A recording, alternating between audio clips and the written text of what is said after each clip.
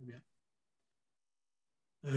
J'ai quelque chose qui me vient souvent, à force de tout remettre en question, je finis par douter de l'existence même des autres, de, de vous, de tout le monde. Et ça émerge, ça fait émerger une peur que tout cesse. Alors je comprends beaucoup de choses intellectuellement, que c'est sûrement l'ego qui, je sais pas, qui a peur de mourir, mais j'ai peur que tout ça soit une grosse farce et que je finisse par découvrir que tout est, pourrait tout traverser avec la main et que tout s'échappe et ça me fait peur.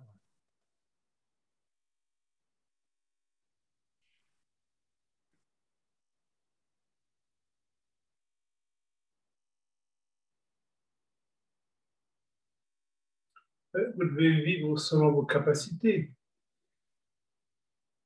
Il n'y a pas à avoir peur. Quand on a peur, c'est qu'on essaie de faire face à quelque chose qui dépasse ses capacités. Donc, quand vous roulez à une voiture, peut-être à 100 à l'heure, vous n'avez pas peur, peut-être à 200, vous avez peur. Dans ce cas-là, il faut rouler à 100 à l'heure. Donc, la peur est un signe qu'on me confronte à une situation qui dépasse ma capacité. Donc, il faut simplement arrêter d'essayer de dépasser votre capacité. Si vous avez peur de rencontrer, de découvrir la non-existence de quelque chose, vous devez accepter humblement cette peur et arrêter de mettre en question ce qui vous fait peur. Vous n'avez jamais fait un effort pour ne plus croire au Père Noël. Si vous êtes peut-être à 3 ans, vous auriez dit le Père Noël n'existe pas, vous auriez eu peur. Voilà. Mais maintenant, vous ne croyez plus au Père Noël. Donc, n'essayez pas de mettre en question quoi que ce soit, ou de mettre en question les choses, c'est une forme de c'est aller au-delà de sa capacité. Il n'y a rien à mettre en question. Le Père Noël vous a quitté naturellement, peut-être d'autres choses vous quitteront naturellement. Quand ça vous quitte au bon moment, il n'y a pas de peur nécessaire. S'il y a une peur, c'est d'essayer d'aller trop vite, donc soyez humble, suivez ce qui est naturel pour vous. Et si vous avez peur de quelque chose, ajournez la chose. Quand vous aurez moins peur, vous pourrez faire face. Donc, il n'y a jamais à essayer de confronter la peur. C'est que dans les démarches très intentionnelles, très volontaires, qui est très égotique, qu'on essaie de confronter sa peur, de dépasser sa peur. Non, respectez la peur. Si vous avez peur de quelque chose, un message. Si vous avez peur de quelque chose, acceptez-le. Et puis, si un jour cette peur vous lâche, ce sera le moment de l'examiner. Donc, il n'y a aucune raison de faire face à sa peur. C'est une forme de respecter sa peur, respecter et l'écouter, bien sûr. Donc, si la peur vous vient, vous devez vous rendre disponible sensoriellement à cette peur. Et il n'y a pas à dépasser la peur et surtout respecter votre peur. La mise en question de certaines choses demande une forme d'équilibre profond et il y a beaucoup de gens pour qui cette mise en question n'est pas fonctionnelle. Il y a beaucoup de gens, si on leur dit que leur race, que leur pays, que leur sexe, que tout ce qu'ils imaginent être une sécurité sont des concepts, ça va être trop difficile. Et donc, vous n'allez pas aller à un match de Coupe du Monde avec des supporters exaltés et leur dire mais finalement, ça n'a aucune importance que telle ou telle équipe gagne. Ce sera trop dur pour eux. D'abord, ils vont casser la figure et ensuite, ce serait une insulte de les respecter les supporters de football. Donc là, c'est pareil. Donc, si quelque chose vous fait peur, c'est que ce n'est pas le moment. Donc, explorez ce qui ne vous fait pas peur, explorez la vie fonctionnelle, la vie financière, la vie sexuelle, la vie affective, la vie amoureuse, la vie intellectuelle, la vie spirituelle. Ces choses-là vous intéressent. Restez dans ce qui est naturel pour vous, et puis vous allez voir que naturellement, il y a une sorte de maturité qui se fait malgré nous, jamais à cause de nous. Il y a peut-être des choses qui vous font peur maintenant, vous feront plus peur dans un certain temps, donc vous pourrez les examiner autrement. Mais surtout, respecter la peur. C'est un peu comme quelqu'un qui aurait peur de la violence physique et qui voudrait absolument se comprendre. Quand on a peur de la violence physique, on respecte ça, on explore ça. Et à un moment donné, vous avez peut-être moins peur de ça. Dans ce cas-là, vous allez pouvoir approfondir l'exploration. Donc, il n'y a jamais rien à mettre en question. S'il y a une peur, c'est un signe, au contraire, c'est un signe de la vie de faites attention. Quand vous avez peur à 200 à l'heure en voiture, faites attention, c'est trop rapide pour vous. Ralentissez. Si vous avez peur de prendre certaines drogues, ces drogues ne vous concernent pas, n'en prenez pas. Si vous avez peur de la violence, ne cherchez pas à vous confronter avec la violence, essayez de vivre dans un monde plus paisible. Et si vous avez peur d'une remise en question philosophique, laissez-les tranquilles. À d'autres moments, vous verrez ces choses qui vous font peur maintenant vont vous paraître beaucoup plus légères. Donc, il n'y a jamais à essayer. Respectez la peur. Ce qui vous fait peur, c'est le signe, vous devez arrêter, vous devez écouter. Il n'y a jamais aucune raison de confronter la peur militairement. Comment avoir moins peur? Il n'y a pas à avoir moins peur. De respecter votre peur. C'est votre peur qui vous empêche d'aller à l'hôpital psychiatrique. Donc, vous avez raison de l'écouter, de la respecter et suivez-la. Ce n'est pas une forme de lâcheté d'écouter la peur. Au contraire, c'est une forme de profondeur, d'intelligence. Comment je sais que je dois respecter ma peur? Elle est là. Voilà. Donc, écoutez cette peur, elle a beaucoup à vous enseigner, mais jamais à la dépasser et arrêtez d'essayer de mettre en question des choses qui, pour l'instant, ne vous concernent pas. Et puis, à un moment donné, vous verrez, si vous avez 10 ans, vous croyez à plein de choses, vous n'y croyez plus maintenant. Vous n'avez pas fait un effort pour mettre en question ces choses-là. Vous verrez, peut-être dans 10 ans, il y a des choses qui, maintenant, ce serait une violence de la mettre en question. En 10 ans, ce sera une évidence. Comment j'ai pu croire à ça? Ben voilà. Vous avez cru à ça, vous en avez besoin. Vous n'en y croyez plus, vous n'en avez plus besoin. Donc, la vie est une forme de respect. Pas de violence, pas de dynamique, se mettre en question. C'est l'ego qui voudrait être non égotique. Donc, tout va très bien. Mais respecter votre peur, c'est très important.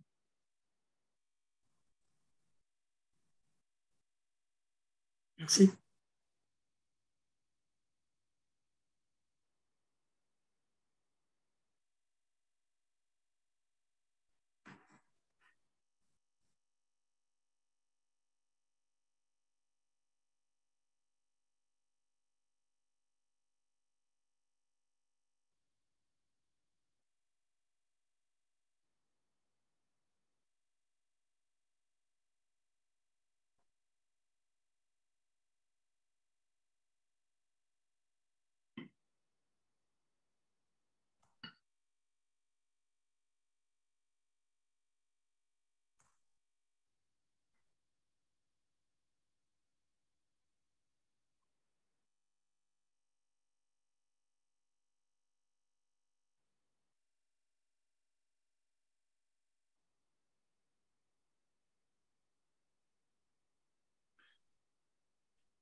De quelle manière peut-on distinguer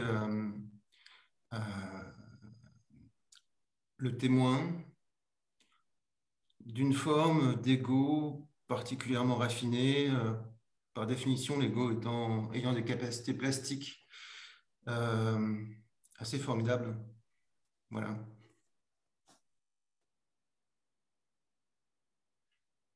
Vous savez, le témoin n'existe pas, l'ego non plus. Donc, le problème est assez facile à résoudre. Le témoin, c'est une représentation cérébrale qui a été inventée dans l'approche védantique pour des raisons pédagogiques, mais c'est un concept qui doit être supporté par la présence d'un maître authentique, qui est, c'est pas quelque chose qu'on trouve au coin de la rue de nos jours. Donc, si vous étiez avec Ravana Maharshi, avec Richard Galata à Bombay, ou avec Jean Klein, avec quelqu'un de ce niveau-là, la notion de témoin pourrait plus faire partie de leur enseignement, et en a fait des fois partie, mais vouloir sans la présence de quelqu'un qui vit cette liberté d'utiliser le témoin, ça reste purement conceptuel. Mais en tout cas, ça ne fait pas du tout partie de l'approche cachemirienne.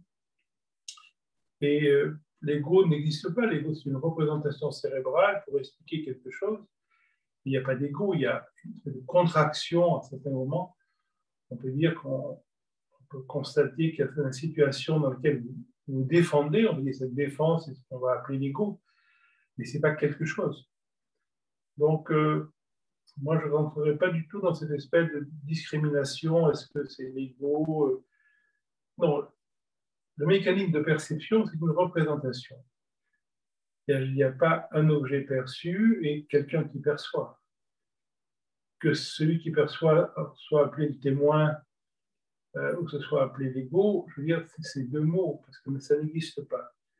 Ce qui est impensable, et c'est notre cérébralité qui nous oblige, quand on veut le penser, de créer la notion de sujet et d'objet, c'est de perçu et de perception. Mais ce n'est pas parce qu'on est incapable de penser autrement que le perçu et le perception sont une réalité objective. La physique quantique a démontré que l'objet et le sujet apparaissaient et disparaissaient en même temps, qu'il n'y avait pas de sujet indépendamment d'un objet, ni d'objet indépendamment d'un sujet. Donc là, ils apparaissent simultanément, ils disparaissent simultanément. C'est pour ça que dans l'approche tantrique, on va laisser émerger, par exemple, la sensation du corps, qui va devenir objective, c'est-à-dire qu'il devient un objet, et à un moment donné, on la laisse apparaître. Pourquoi? Parce que quand quelque chose apparaît, il se déploie, par sa nature même, tout le temps, ça va se résorber. Et quand l'objet corps, l'objet tactile se résorbe, le pseudo-sujet qui percevait se résorbe simultanément, parce qu'il n'y a pas de sujet sans objet. Et qu'il n'y a plus de ni sujet ni objet, il y a l'essentialité. Donc, la présence apparente de l'objectivité et de la subjectivité, c'est une représentation cérébrale. Ce n'est pas une réalité objective. Donc, voilà, pour moi, cette problématique ne se pose pas. Soyez de plus en plus intime avec la perception, mais ne cherchez pas à être le perception, parce qu'à ce moment-là, ce perception nécessite un objet, il nécessite un autre sujet, à ce moment-là, vous rentrez dans une pyramide sans fin. Par contre, bien sûr, quand Ramana Maharshi enseignait l'Atmavishara, quand certains maîtres utilisent la notion de témoin, par exemple, ou les grands textes védantiques, le Trudvika, par exemple, parle effectivement du sakshin, le témoin. Dans ce cas-là, c'est différent, parce que c'est soutenu par la présence d'un maître qualifié, et c'est sa présence qui va faire que cette espèce de personnification de l'impersonnel va demander pour se résorber dans sa non-personnalisation. Mais Jean Klein, qui était un maître védantique et un maître tantrique, a toujours dit que cette approche n'était possible qu'en présence de quelqu'un établi dans la réalité.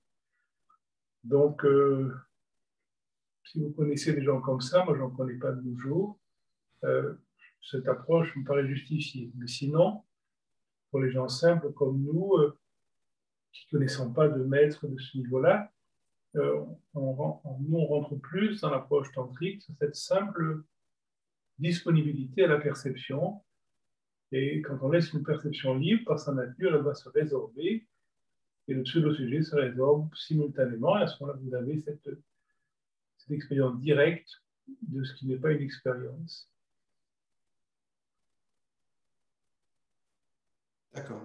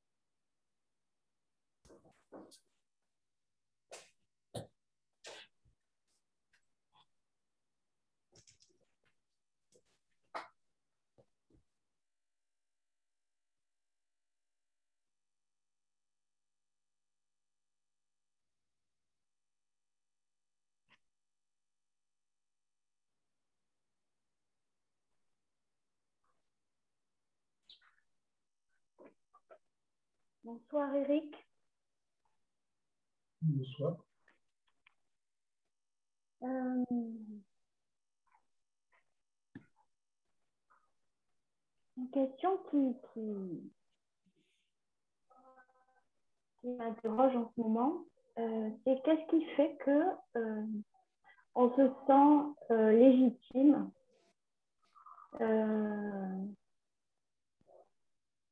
ou pas légitime pour enseigner, pour former. Voilà, je pourrais le formuler comme ça là. Je pense qu'il faudrait sur un certain plan quitter ces références légitimes ou pas légitimes, parce que c'est une représentation. Mais la nature de la vie, c'est le mimétisme. Quand vous rencontrez quelqu'un d'heureux, ça vous rend heureux. Quand vous rencontrez quelqu'un de malheureux, ça vous rend malheureux. On fonctionne comme ça. Donc, enseigner veut simplement dire, quand vous avez découvert en vous certains antagonismes, et par votre observation, par votre affection, par votre écoute, certains de ces antagonismes se sont réduits. Ouais, sur un certain plan, comme on est tous pareils, vous êtes comme l'autre et l'autre est comme vous.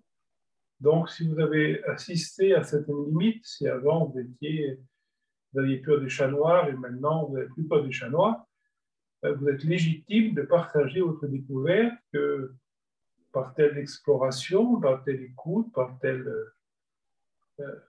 technicité, vous êtes arrivé à plus avoir peur des chats noirs. Donc, dans ce cas-là, vous êtes totalement légitime. Ça ne veut pas dire que ça va totalement marcher pour quelqu'un d'autre parce qu'on est tous identiques, on est tous différents. Mais sur un certain plan, on est quand même plus identiques que différents. On a tous à peu près les mêmes peurs, on fonctionne tous à peu près pareil. Quand vous êtes en sécurité, vous êtes adorable et généreuse. Et quand vous êtes en insécurité, vous êtes odieux et violent. Ça, c'est notre caractéristique naturelle. Donc, je pense que la plupart des choses qu'on découvre sur soi-même, on peut les partager. Il faut que ce n'est pas l'imaginaire de transmettre, il n'y a rien à transmettre, mais il y a uniquement, si vous voulez aller en Inde, et si vous rencontrez quelqu'un qui est déjà allé en Inde, il pourra vous donner certains coups de main, le résultat de ses propres observations, et ça peut effectivement vous aider dans votre voyage en Inde. Donc, moi, je crois que c'est tout à fait légitime de partager ce qu'on a découvert. Par contre, il me paraît moins légitime de partager ce qu'on n'a pas découvert, mais ce qu'on a lu. Donc, quelqu'un qui a lu quelque chose, etc., et qui veut partager ce qu'il a lu, s'il n'a pas vécu, je veux dire, ça va rester, je dirais, intellectuel. Ça peut avoir peut-être une valeur dans le domaine politique ou sociologique, mais au niveau d'un enseignement, je dirais, fonctionnel, il faut que la personne ait une espèce de... C'est le vécu de la personne qui va amener une espèce de mimétisme, parce que ce n'est pas tellement ce que vous allez dire ni faire qui va jouer sur la personne qui vient vous voir, mais c'est beaucoup plus sur votre ressenti. Donc, si effectivement vous avez quitté certaines peurs, il y a une espèce de transmission qui se fait, pas de transmission de vous vers l'autre, mais de transmission de la non-peur vers la non-peur de l'autre. Et à ce moment-là, il y a une sorte de résonance qui va se faire. Donc, tout ce que vous avez découvert en vous, qui a amené une espèce d'apaisement, une forme de disponibilité, ça me paraît tout à fait légitime, si la situation se présente, de le partager, à condition que ce soit fait de manière simple, c'est-à-dire de ne pas prétendre que ça va marcher à tous les coups, de rien prétendre. Vous dites, voilà, moi j'ai exploré ça et j'ai remarqué que j'étais moins en réaction après cette exploration. Voilà, alors ensuite, il faut que Ensuite, il faut avoir un fait de don pédagogique parce que ce qui est vrai pour vous doit se transposer pour une autre personne en fonction de sa culture, de son milieu social, de son milieu culturel, de son âge, etc. Et donc, une personne de 20 ans, de 40 ou 60 ans, de jeune ou pauvre, chrétienne, athée ou communiste, à qui vous voulez partager votre expérience, ce sera à vous de trouver les mots qui correspondent à sa capacité. Et ça, tout le monde n'a pas forcément ce don pédagogique, il y en a qui l'ont. Ce n'est pas quelque chose qu'on peut vraiment fabriquer, on l'a ou on l'a pas. Et voilà, donc si vous avez découvert en vous des éléments qui avant étaient antagonistes et qui maintenant ne le sont plus, et si vous sentez que vous avez naturellement un don pédagogique, et ça vous le savez, parce que c'est-à-dire que les gens viennent naturellement vous parler, etc., vous posent des questions, ça commence dans la cour de récréation. Donc, si vous avez ça facilement, je pense que c'est légitime de partager ce que vous avez vécu, mais toujours en le transposant selon la capacité de l'autre. Ça dépend de son intelligence, de sa bêtise, de ses peurs, de ses limites, de sa culture, de son milieu social, de ses critères religieux ou autres. Donc, il faut vraiment être très souple, parce qu'on ne parle pas pareil avec un musulman, avec un chrétien, avec un athée, avec un fasciste. Tout ça doit être... voilà, on doit toujours transposer les choses. Donc, je pense qu'il y a une vraie légitimité. Mais il faut toujours que ce dont on parle, on le connaisse. Pas partager des choses qu'on a entendu dire. Voilà, ça reste dans des choses conceptuelles. Je veux dire, pourquoi pas. Mais la vraie transmission, c'est ce qu'on a vécu, parce que ce qu'on a vécu, c'est vivant, et ce qui est vivant va toucher le vécu de l'autre. Et ça va être fait en fonction des capacités de l'autre, et non pas en fonction de vos propres capacités. C'est ça qui est important. Merci.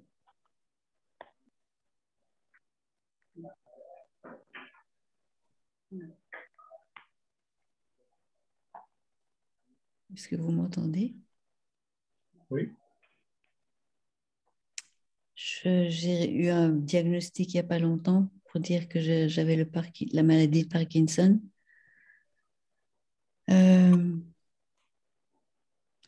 Je suis à cheval entre le besoin d'échapper et l'autre qui est dans l'apprentissage de ce que cette maladie m'apporte, ce qu'elle m'apprend. Même parfois être dans la gratitude par rapport à ce que j'apprends. Mais il y a quand même un déchirement ou un arrachement, une contradiction entre le besoin et l'envie d'échapper et l'envie de...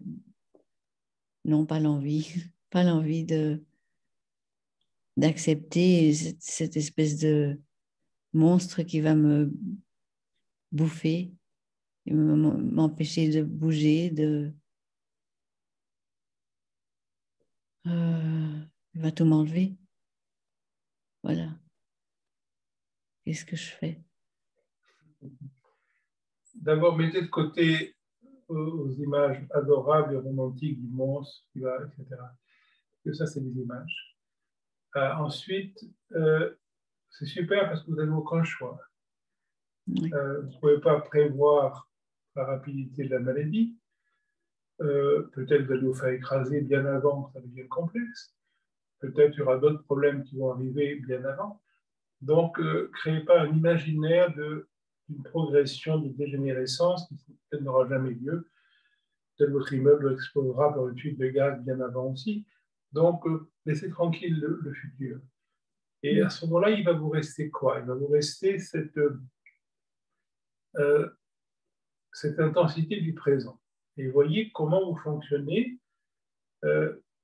Voir veut dire que vous n'avez aucune liberté. Il y a des jours où vous allez avoir cette espèce de disponibilité de dire, voilà, c'est comme ça, je l'accepte profondément. Il y a des jours où vous n'allez pas supporter cette chose-là et dire, c'est insupportable, c'est une malédiction, pourquoi moi, etc. Il y a des jours où vous allez essayer de vous battre. Il y a des jours, donc tout ça, vous n'avez aucun contrôle là-dessus. Donc c'est super, vous n'avez rien à faire. Mais constater votre fonctionnement. Vous ne pouvez pas le changer. Vous ne pouvez pas dire demain je vais accepter, vous ne pouvez pas dire demain je vais me battre, vous ne pouvez pas dire demain c'est bidon, c'est mieux. Non, maintenant, vous voyez ce qui se passe maintenant dans l'instant. Et cette intensité du présent, vous allez toujours l'avoir. Mon maître a eu en fin de vie quelque chose qui ressemblait à Parkinson, mais on n'a jamais nommé, mais c'était quand même ça. Et je me rappelle à Santa Barbara, je promenais un fauteuil roulant, et puis il me disait, voilà Eric, je sens la confusion qui vient, dans une demi-heure, je ne pourrais plus penser correctement, mais la vie est belle, il faut l'accepter, etc.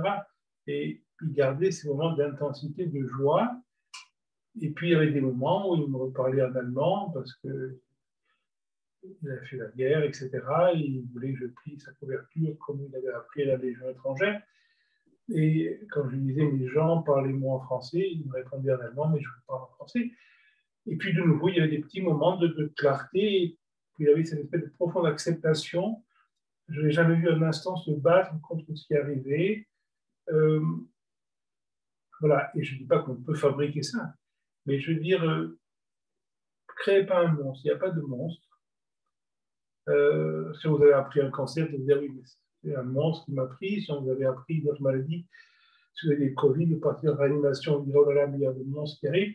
Non, non, il n'y a pas de monstre, il y a la vie. Et explorer, c'est très important de rester intime corporellement avec ce qui se passe, de vous donner à des moments de grande détente. Et on sait très bien que dans Parkinson, la détente joue beaucoup.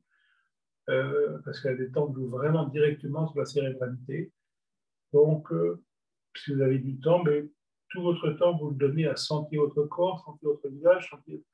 Le neuroptique, c'est très important. Le neuroptique sont liés directement au cerveau. Vous devez sentir les yeux qui pendent, le poids des yeux, constamment les milliers de tensions dans les yeux, dans les dents.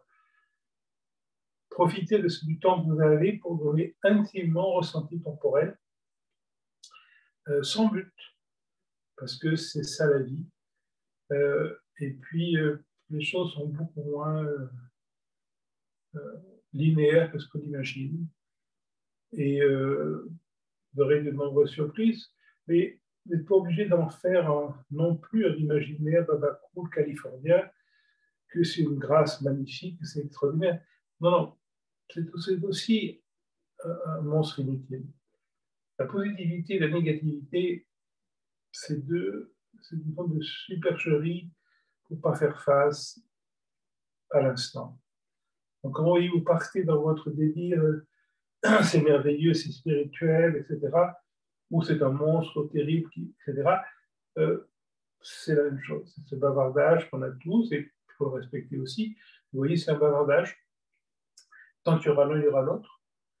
Mais à un moment donné, vous allez lâcher les deux d'imaginaire, de positivité et de négativité. Il va rester cette intensité du présent.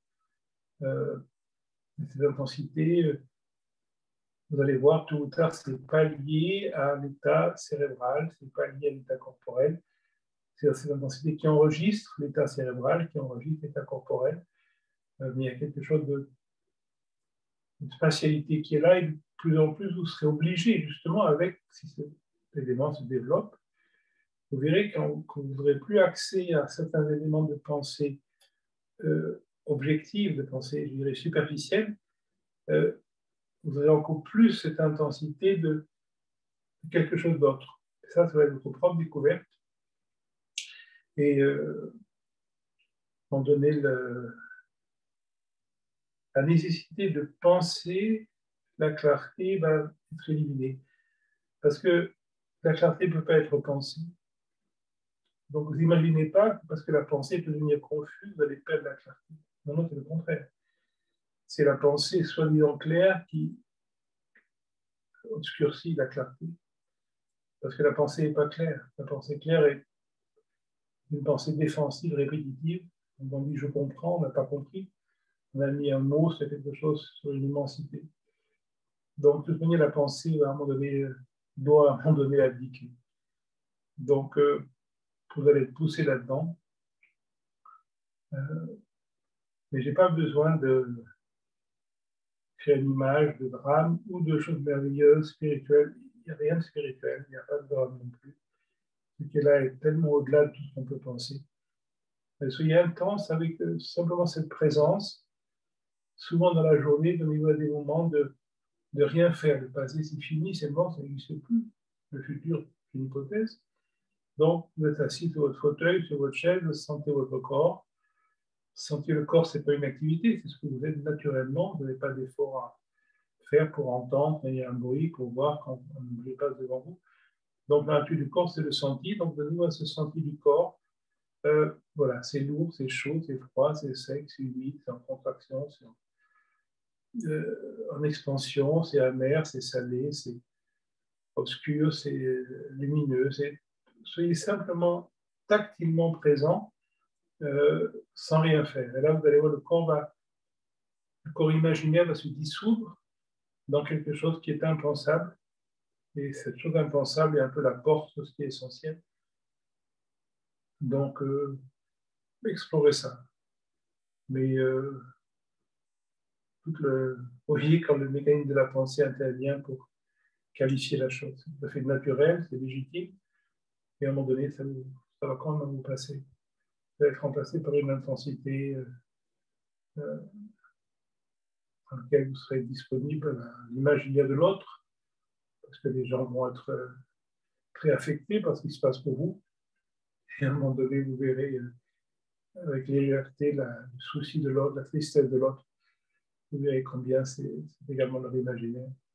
Et il y a autre chose qui va se passer pour vous. Et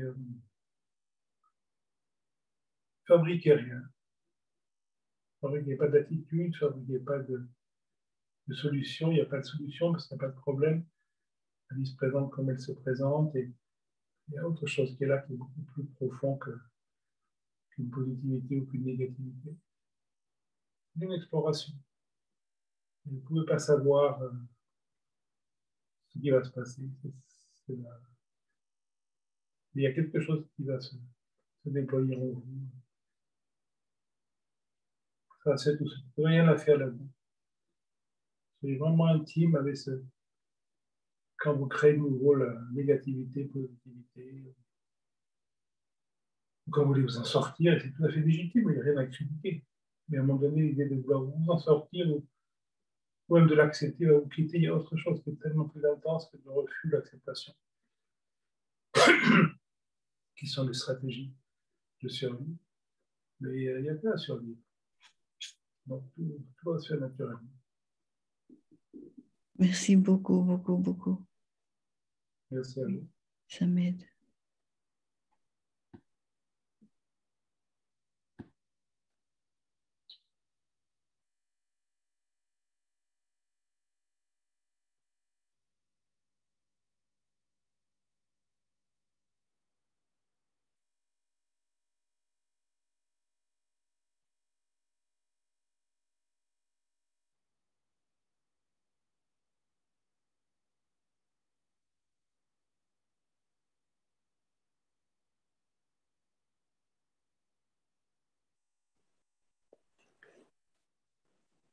Eric, vous avez parlé tout à l'heure de contraction et j'aimerais vous demander qu'est-ce qui se passe à l'intérieur en fait qui fait qu'à un moment il y a quelque chose à l'intérieur qui est touché par un événement extérieur et qui fait qu'il y a réaction, qu'il y a, comme vous dites, que je commence à me prendre pour quelqu'un qui est blessé, qui veut avoir raison, etc. Alors qu'un instant avant, il peut y avoir juste un espace ouvert, large, et tout d'un coup, il y a cette contraction qui se crée. Voilà. Il faut voir que la contraction vient uniquement de l'image de soi-même. Je ne parle pas de la contraction. Si un crocodile vous mord la jambe, c'est normal, votre jambe se contracte. Mais si quelqu'un vous dit que vous êtes un imbécile, la contraction est vraiment inutile. Ou la personne a raison. Moi, si on me dit que je suis un imbécile, très souvent dans la journée, je pense ça aussi. Donc, si quelqu'un me dit ça, je pense que généralement, il a raison. Ou si c'est lui l'imbécile, et si dans ce cas-là, il a tort, ce n'est pas de sa faute. Dans aucun cas, c'est une agression. Parce que uniquement si j'avais une idée de moi-même, si je pensais pour quelqu'un de non imbécile ou d'intelligent, si on me dit tu es un imbécile, à ce moment-là, je vais être choqué. Mais si je n'ai pas d'idée sur moi-même, que je me rends compte que les gens plus intelligents que moi pensent que je suis un imbécile, ils ont raison. Et je me rends compte que les gens plus bêtes que moi pensent que je suis intelligent, ils ont raison. Mais c'est par rapport à eux. Moi, je ne me pense pas par rapport à quelqu'un. Je ne suis ni un imbécile, ni un intelligent, je suis ce que je suis. Et pour quelqu'un de plus intelligent que moi, je suis un imbécile. Et pour quelqu'un de plus bête que moi, je suis intelligent. Donc, quand vous arrêtez d'imaginer par rapport à l'autre, à ce moment-là, il y a rien qui peut être agressif psychologiquement. Agressif est toujours bien d'identification. Si je me prends pour un Français et on me dit que les Français sont des imbéciles, je vais peut-être me sentir agressé, mais je ne me prends pas pour un Français. Donc, quand les Français sont des imbéciles, je vois à quoi ils se réfèrent et je vais vraisemblablement penser qu'il n'a pas forcément tort, ou je vais penser que c'est lui qui voit mal les choses. Encore une fois, si c'est lui l'imbécile, ce n'est pas de sa faute, c'est génétique et c'est pas une agression. Et donc, c'est uniquement l'appropriation. Si vous prenez pour un Marseillais, on vous dit l'équipe de football de Marseille est une équipe nulle, vous vous sentir agressé. Et si vous êtes lyonnais, vous entendez ça ne vous agresse pas. Donc, c'est uniquement l'appropriation. Si vous prenez pour une femme, on dit toutes les femmes sont ceci, vous allez réagir. Mais si vous ne prenez pas pour une femme, on va dire les femmes sont comme ça, ben, ou ça vous paraît une vérité, ou ça vous paraît quelque chose de faux, mais ce n'est pas une agression. Donc, simplement voir que l'agression est quelque chose de merveilleux parce que ça me révèle l'imaginaire que j'ai sur les choses. Jusqu'à un moment donné, il n'y a rien qui m'agresse en soi. À ce moment-là, ce que dit quelqu'un apparaît comme étant le symbole de son point de vue sur le monde. Et les gens plus grands que vous pensent que vous êtes petits, les gens plus petits que vous pensent que vous êtes grands, ils ont tous raison. Et ce n'est pas agressant. Les gens plus riches que vous pensent que vous êtes pauvres, les gens plus pauvres que vous pensent que vous êtes riches, ils ont tous raison, mais ce n'est jamais une agression. L'agression vient de s'approprier une identité. Alors qu'il puisse y avoir des identités fonctionnelles, c'est pas faux. Quand vous êtes avec votre mari, vos enfants, vos parents, vous pouvez accepter tout à fait une fonctionnalité. Vous n'allez pas dire à vos parents, mais je ne suis pas votre enfant, etc. Voilà. C'est à vos parents de pressentir cette liberté s'ils en sont capables.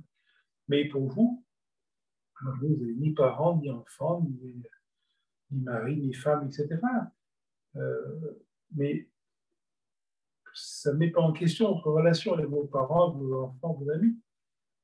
Uniquement, vous n'avez pas cette image-là. Donc, vous êtes avec vos parents, mais c'est des gens âgés, vous les aimez comme tous les gens âgés. Je n'ai pas dit c'est mes parents, mais c'est comme ça. Si je suis avec mon mari, ou avec mon ami, je l'aime. Pourquoi? Parce qu'il est devant moi, je l'aime parce qu'il est là. On aime les gens qui sont là. Je veux avoir une imaginaire, c'est mon mari, c'est non, je n'ai pas d'imaginaire nécessaire. Donc, la non-appropriation n'empêche pas une fonctionnalité dans la société. Votre patron a le droit de vous prendre pour un employé, votre employé a le droit de vous prendre pour un patron, pour une patronne. Ça, c'est pas un problème. Mais vous-même, vous n'allez pas vous prendre. Vous allez comprendre que votre patron vous traite d'employé, vous allez comprendre que votre employé vous traite de patron. C'est leur vision, elle est respectable. Mais vous n'êtes ni l'un ni l'autre. Vous allez agir fonctionnellement en fonction du point de vue de l'autre, sans le supporter, mais sans le mettre en question trop. Parce que vous respectez le point de vue de l'autre. Avec un chrétien, vous n'allez pas leur dire, mais pour moi, Dieu, ça ne veut rien dire. Vous n'allez pas dire ça non plus à un musulman, c'est un peu dangereux. Et vous n'allez pas non plus dire ni un communiste, ni un fasciste, vous pensez de telle ou telle idéologie. Vous allez les écouter et en fonction de leur propre capacité, vous allez amener différentes explorations possibles. Mais donc, la non-appropriation d'une image rend la vie extrêmement facile. Il n'y a rien qui va vous déranger psychologiquement dans l'environnement et vous allez devenir inagressable. Donc, quand vous êtes agressé, c'est une chance, un cadeau de la vie. Rendez-vous compte, vous prenez pour qui vous vous prenez. Voilà. Si demain je me sens agressé par quelque chose, ma seule question que je me pose, c'est pour qui je me prends pour être agressé par ça. Pour qui est-ce que je me prends encore pour, voilà. Je me prends pour qui? Je me prends pour quoi? Pour être agressé par ça. Et je vais voir, c'est toujours une appropriation. Si demain quelqu'un dit toutes les choses sont des imbéciles, Et si je sens une réaction, ben, voilà, je me prends pour un chat. Pourquoi faire? Il n'y a pas à se prendre pour un chat, on est comme un homme. Il n'y a pas à se prendre. Donc, il n'y a pas à avoir de... Par contre, les gens qui pensent que les choses sont des imbéciles, ben, c'est leur point de vue, c'est vrai ou non, chacun peut avoir son exploration de la chose. Et en aucun cas, ça va être une agression.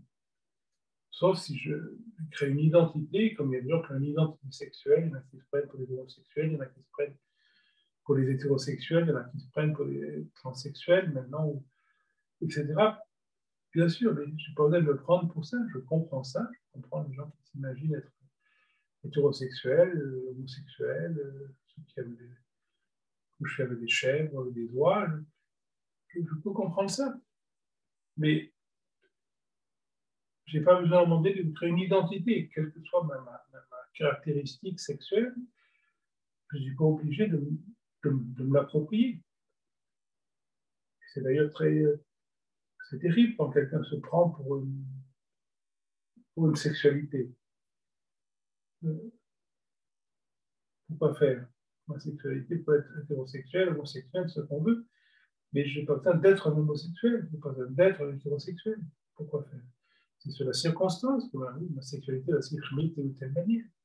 Je n'ai pas besoin d'avoir un savoir sur moi-même, je suis comme ça, mais je ne sais pas ce que je suis. Pourquoi savoir? C'est une forme de peur. Donc, rendez-vous compte de la chance merveilleuse que vous avez quand vous êtes agressé par quelque chose, posez-vous la question, pourquoi est-ce que je me prends encore? Voilà. Je pense que c'est psychologique. L'agression physique demande une réaction fonctionnelle. Et la plupart des gens souffrent d'une agression psychologique. On ne les a pas traités comme ça, on ne les a pas écoutés, on ne les a pas compris. Non, personne ne va vous comprendre, c'est à vous de comprendre ce que vous ne comprenez pas. Personne ne va vous écouter, c'est à vous d'écouter ce que vous n'êtes pas. Personne ne va vous aimer, c'est à vous d'aimer ce qui ne vous aime pas, etc. C'est très important. Et ça, ce n'est pas quelque chose, encore une fois, que vous faites, c'est ce que vous êtes. Vous êtes naturellement l'amour, c'est notre nature profonde, vous êtes la compréhension, vous êtes le respect, vous êtes l'écoute. Quand on vit ça, clairement, on n'a pas besoin d'être écouté. Pourquoi quelqu'un m'écouterait? C'est à moi d'écouter ceux qui ne m'écoutent pas. Pourquoi quelqu'un devrait me respecter? C'est à moi de respecter ceux qui me respectent. Là, d'abord, la vie est facile. Et si on veut être écouté, respecté, compris, aimé, alors on passe son temps à quémander quelque chose qui est imaginaire, parce que personne ne va jamais vous aimer, personne ne va jamais vous respecter, personne ne va jamais vous comprendre, personne ne va jamais... ces choses-là, c'est vous-même. C'est ce que vous êtes. Personne ne peut le faire pour vous. C'est à vous de vous aimer, personne d'autre peut le faire. C'est à vous de vous comprendre, personne d'autre peut le faire. Vous ne comprenez déjà pas vous-même, vous voulez que quelqu'un d'autre vous comprenne, ce n'est pas possible. Vous n'aimez pas, vous voulez que quelqu'un d'autre vous aime, ce n'est pas possible. Vous n'écoutez pas, vous voulez que quelqu'un d'autre vous écoute, ce n'est pas possible, etc. Donc, c'est à moi de faire, et ce n'est même pas à faire, c'est ce que je suis, que je demande à l'autre. Si vous ne demandez plus rien à l'autre, vous ne pouvez plus être agressé psychologiquement. Les gens vous traitent comme ils doivent vous traiter. Voilà. Comment je sais qu'on doit me traiter comme ça? Parce qu'on le fait. Comment je sais qu'on ne va pas m'aimer? Parce que la personne s'imagine ne pas m'aimer. Il ne veut rien dire parce qu'il n'y a que l'amour. Celui qui ne m'aime pas, même quand même, il ne sait pas. Donc il en souffre. Et ça limite. Mais qui ne comprend pas, c'est à moi de comprendre ça. Personne ne peut me comprendre. Personne ne peut m'écouter, c'est à moi de le faire. Donc, si vous arrêtez de demander à l'environnement quoi que ce soit, vous allez trouver des relations extrêmement faciles avec l'environnement. C'est à vous vous êtes là pour l'environnement. L'environnement n'est pas là pour vous. C'est vous qui êtes là pour servir l'environnement. Aimez les gens, comprenez les gens, écoutez-les, respectez-les. Et là, vous verrez, il n'y a aucun problème possible, aucun problème psychologique possible. Quand je ne me sens pas respecté, pas compris, pas aimé, super. Pour qui est-ce que je me prends? Pour vouloir être encore compris, vouloir être encore respecté? Ce n'est pas possible. C'est à moi de faire ça. Arrêtez de demander à l'autre ce que vous ne faites pas vous-même. Et vous allez voir la vie bien, extrêmement facile à ce niveau-là.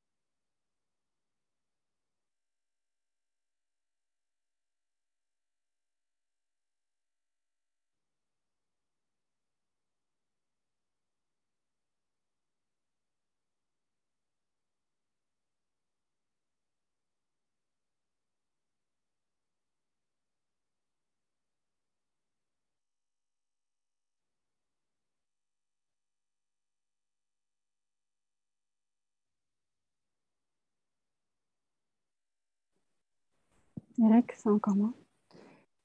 Je voulais vous demander qu'est-ce qui fait que je me prends pour cette respiration et pas pour l'oiseau, par exemple, que j'entends là derrière la fenêtre, quoi. Comment ce sens du moi, justement, il se crée en fonction de ce qui est proche?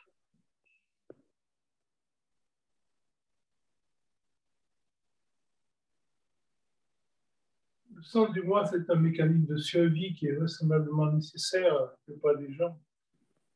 Peut-être pas tous. Dalai disait que jamais elle a vu ça.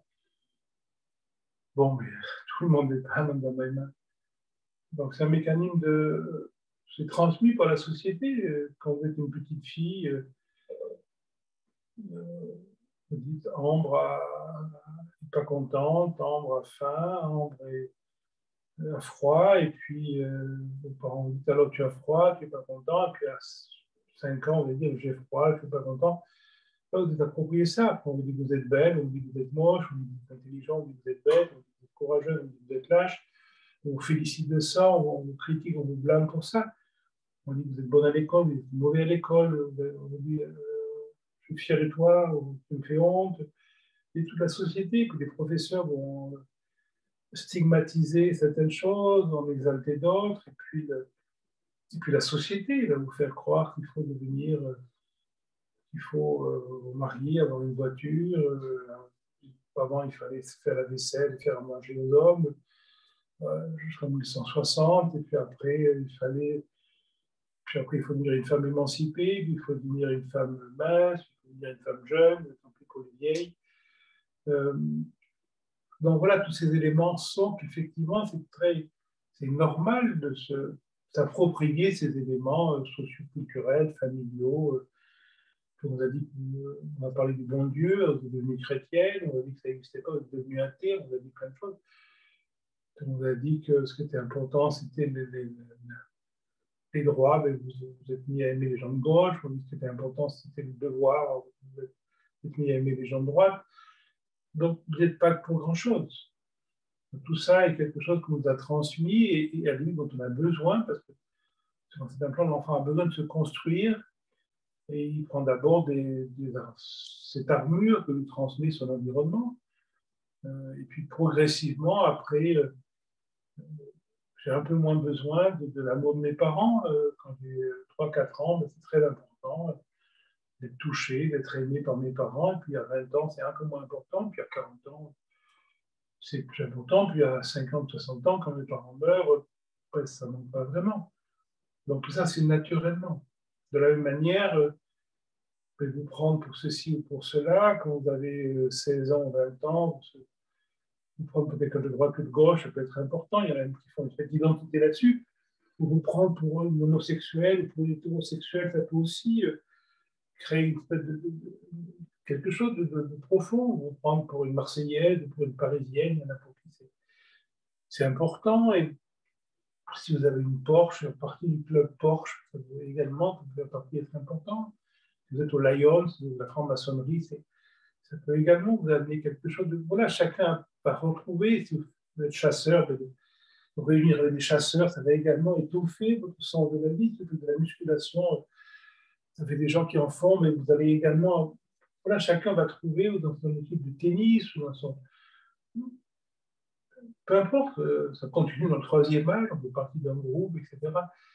Donc, voilà, la plupart des gens passent d'une image à l'autre. Et c'est tout à fait respectable. Il y a une personne sur 1 million qui se pose la question, est-ce que vraiment il n'y a pas une autre possibilité de fonctionner? Donc c'est merveilleux, vous posez cette question, mais c'est super. C'est partie de l'extrêmement petite minorité de gens qui se posent la question, est-ce qu'il n'y a pas d'autres possibilités? Et l'autre possibilité, c'est de voir sur le vif comment vous fonctionnez. On vous dit, voilà, toutes les femmes sont des salopes, hop, sentez la réaction. On vous dit que les femmes sont ceci, vous voyez, sentez la réaction. On vous dit les Français, sentez la réaction. On vous dit, sentez la réaction. On vous dit qu'on vous aime, vous êtes vraiment touché par vous-même. On vous dit qu'on ne vous aime plus, qu'on n'a rien à foutre de vous. Sentez comment ça fonctionne. On vous dit qu'on a envie de coucher avec vous, on dit qu'on n'a plus envie de coucher. Sentez comment ça fonctionne. Je dirais joyeusement que c'est ça la vie. C'est de voir comment on fonctionne. Et vous allez voir... Attendez, vous allez avoir une forme de sourire sur vous-même et vous allez voir combien, on vous dit ça, vous devenez rouge, on vous dit ça, vous devenez blanc, on vous dit ça, vous êtes si heureuse, vous dit ça, vous êtes si malheureuse. Et puis vous allez vous rendre compte que, oui, dans la cour de récréation des gens, on vous disait ça, vous étiez si. Quand on disait ça, vous étiez en larmes. Voilà, donc on dit. Donc, soyez intime à votre fonctionnement. Levez le pourquoi. Le pourquoi, c'est pour les philosophes. La philosophie n'existe pas en elle. Ce qui est important, c'est le côté opérationnel de la vie. Donc, voyez intimement, amoureusement, c'est vraiment important comment vous fonctionnez. Il n'y a pas de bon point, il n'y a pas de mauvais point, il n'y a rien à gagner, il n'y a rien à perdre. Ce n'est pas quelque chose de spirituel, c'est simplement, honnêtement, humblement, écouter son fonctionnement. Voilà, de votre naissance à votre mort, vous n'avez rien d'autre à faire. Tout le reste, c'est pas d'imaginer. Tout le reste, c'est uniquement des décorations que vous allez vous mettre abusivement, ou que le monde va vous mettre abusivement sur votre poitrine.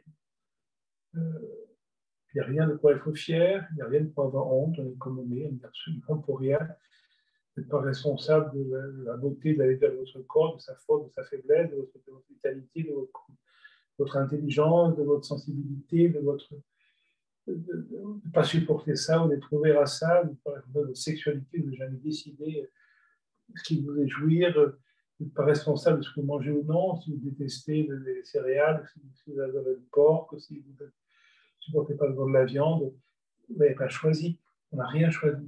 Vous n'avez pas choisi d'aimer la musique ouzbek, etc., ou d'aimer la valse viennoise. Ça s'impose tout seul. Donc, il n'y a rien à commenter là-dessus, rien à être fier, et si vous n'avez rien à avoir honte, vous êtes comme vous êtes parfait comme ça. Vous faites partie de la vie, de l'ensemble, on a besoin de vous comme ça. Par contre, la vie, c'est un mouvement, et il y a des tas de choses qui vous font pleurer à 3 ans qui ne vont plus pleurer maintenant, il y a des choses qui vous font pleurer maintenant qui ne vont plus vous faire pleurer tout à l'heure. Donc, vous voyez simplement, affectueusement, comment vous fonctionnez, vous voyez encore ce qui vous fait pleurer, mais encore ce qui vous stimule, ce qui vous réjouit. Et puis petit à petit, il y a l'espèce de sens de l'humour qui va se développer en vous et vous allez voir comment on fonctionne. Vous allez être heureux de voir comment on fonctionne. Comment on réagit. On vous dit ça, on fait ça, on ne dit pas ça, on ne fait pas ça. On vous regarde pas, on vous touche, on ne vous touche pas. Vous voyez comment tout ça joue et c'est léger, c'est beau, c'est extraordinaire de voir ça.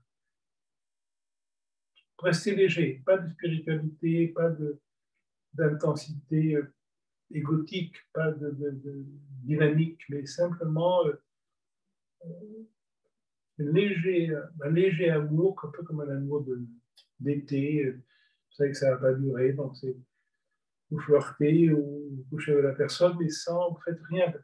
Pas une semaine, vous allez rentrer chez vous, vous n'allez plus aller voir la personne. Donc, vous n'avez pas le temps de vous imaginer une histoire, pas d'histoire, mais un flirt affectueux. Pas ça avec n'importe qui. Il y a une intensité, mais sans futur, sans imaginaire. De la même manière, vous devez explorer votre fonctionnement, légèrement. Pas de but à atteindre. C'est pour la joie du moment, pour que ce soit léger. La vérité est très importante. Si vous êtes sérieux, c'est l'ego qui est sérieux. La profondeur est légère, elle n'est jamais sérieuse. Donc, pas de sérieux, pas de discipline, pas de décision, pas d'intention, pas de revenir à vous-même, laissez ces imaginaires complètement pathologiques sans vous-même. C'est une légèreté amoureuse. Pour moi, c'est la meilleure expression.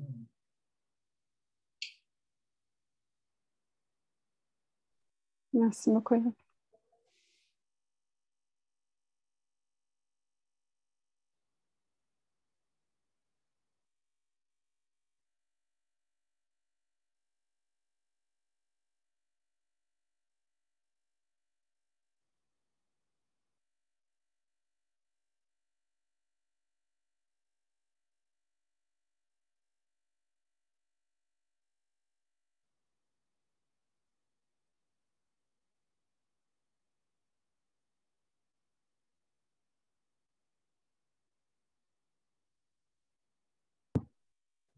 Bonsoir. Comment on fait pour observer son fonctionnement?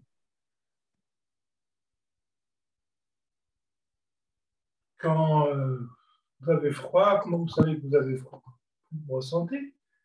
Quand vous avez peur, comment vous savez que vous avez peur? Vous le sentez.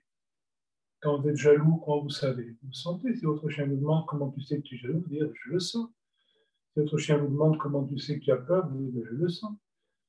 Si votre chien vous demande comment tu sais que tu es confus, vous dites je le sens. Voilà. Donc, c'est simplement la réponse que vous faites naturellement à votre chien. C'est simplement d'en prendre conscience. C'est une pure constatation. Quand vous savez qu'il fait chaud, voilà, vous le sentez. Quand vous savez, voilà, c'est simplement sentir, c'est vraiment la chose la plus, même un lombric est au courant. C'est simplement une fonctionnalité légère, affectueuse, pas de sérieux, pas de spiritualité, pas de concentration, pas de purification. On laisse tout cet imaginaire sociologique, je dirais, à la place de la valeur culturelle, mais ça n'a aucune valeur dans le sens de la vie profonde. On constate ce qui est là. Voilà. Si on vous demande comment tu sais que tu es triste, vous dites je le sens, et voilà. On ne vous demande rien d'autre. Quand vous savez que vous êtes excité, vous le sentez. Voilà, on ne vous demande rien d'autre. On vous demande simplement de ne pas vous arrêter au mot. Alors, si votre chien vous demande comment tu sais que tu es triste, on dit je le sens, ça ne suffit pas de dire je le sens. Vous sentez où? Dans la poitrine, dans le ventre, dans les jambes, dans la mâchoire, etc. Vous sentez dans votre corps, vous ne sentez pas dans votre frigidaire, vous ne sentez pas dans votre voiture, mais vous sentez dans votre corps. Alors, on va vous demander d'explorer sensuellement cette région du corps. Quelle est cette sensation, quelle est cette région du corps où s'incarne une sensation qui vous fait dire à votre chien je suis triste, ou je suis jaloux, ou je suis agité, ou je suis déprimé, ou je suis exalté. Voilà. Comment ça se passe? Où est-ce que c'est dans le corps? Et quand vous avez trouvé la région, ce qui n'est pas forcément évident au début, parce que au début, finalement, on a toujours une espèce de réaction contre la sensation et on dit je ne sais pas, je le sens du corps. Non, c'est pareil, vous le sentez dans votre corps. Et puis, quand la région va se manifester dans une forme d'écoute, à ce moment-là, vous allez voir la sensation, c'est un mouvement. Et tout est mouvement. Et donc, quand on sent les choses, il y a une pulsation qui va être là. Et quand on sent, par exemple, une peur, si elle est dans la poitrine, vous allez voir qu'il y a un peu de pulsion qui a fait une dilatation naturelle, organique, qui va se faire. Et alors, ce n'est pas vraiment que la sensation se déploie, en vérité, la sensation est partout. Mais nous, on est tellement insensible qu'on ne sent que dans un endroit. Un peu comme quand vous êtes entraîné en combat, quand vous osez un coup, c'est tout le corps qui absorbe le coup. Je suis un boxeur, les premières années, c'est que absorber le coup. Quand vous n'êtes pas un boxeur, quand vous osez un coup, vous poussez sur l'endroit où vous osez le coup, c'est pas que ça fait mal, et vous ne sentez que là. Alors, pas de gens qui ont un coup de poing sur l'épaule, ils ont mal à l'épaule. Un boxeur, on va sentir dans tout l'ensemble du corps. Ça, c'est l'organicité. Un musicien va écouter la musique avec tout son corps. Un non-musicien va écouter avec les oreilles. Donc, on va vous demander de vous rendre compte que la sensation qui apparaît localement, en vérité, c'est que le sommet de l'iceberg. En vérité, elle est déjà dans tout le corps. Et quand une sensation quitte sa localisation, naturellement, il y a une espèce de dilatation qui va se faire et la sensation va perdre ses caractéristiques de localisation. Et à un moment donné, elle va perdre ses caractéristiques émotionnelles. Il y a une peur qui se dilate dans le corps et ensuite dans l'espace, et plus une peur, etc. Une joie qui se dilate et plus une joie, etc. Donc l'émotion, le senti va se dissoudre dans la globalité.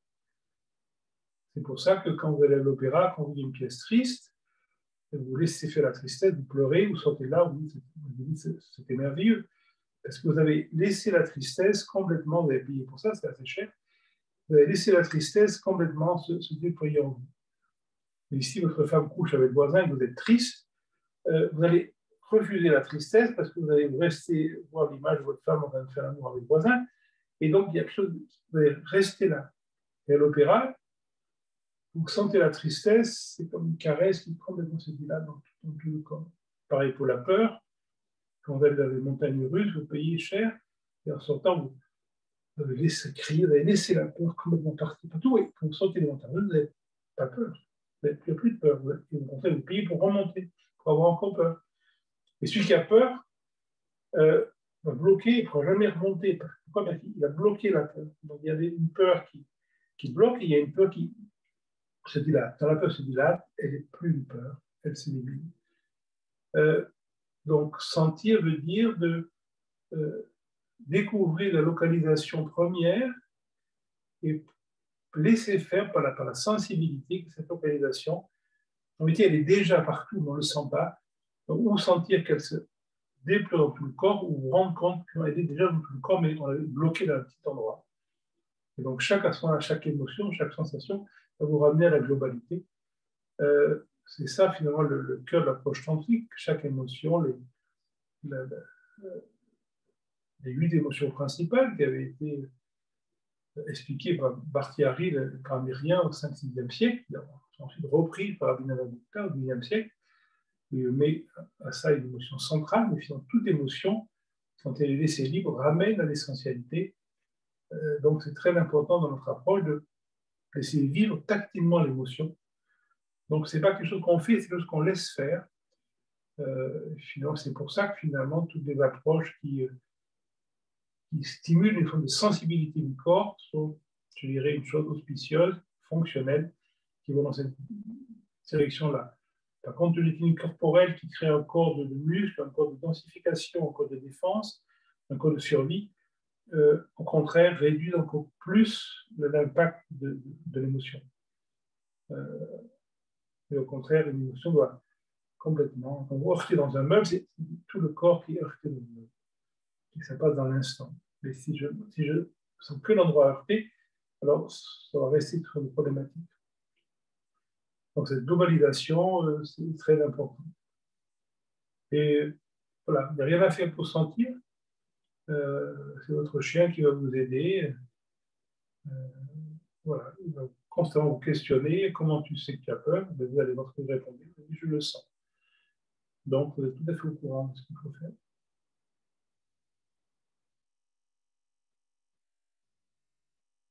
Merci.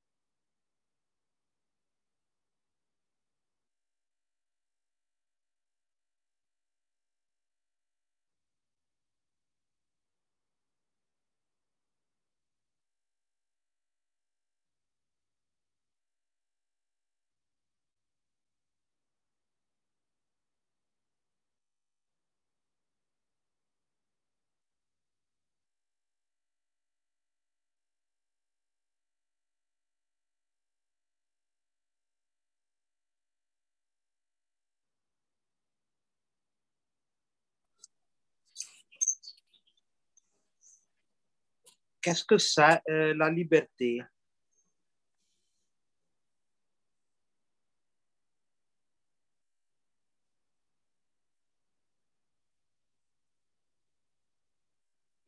Si on prend le sens dans l'approche kashmirienne, on appelle Zatantriya, c'est la liberté de la conscience. Ça veut dire que ce qu'on est essentiellement n'est pas conditionné dans le conditionnement spatio-temporel et sujet-objet.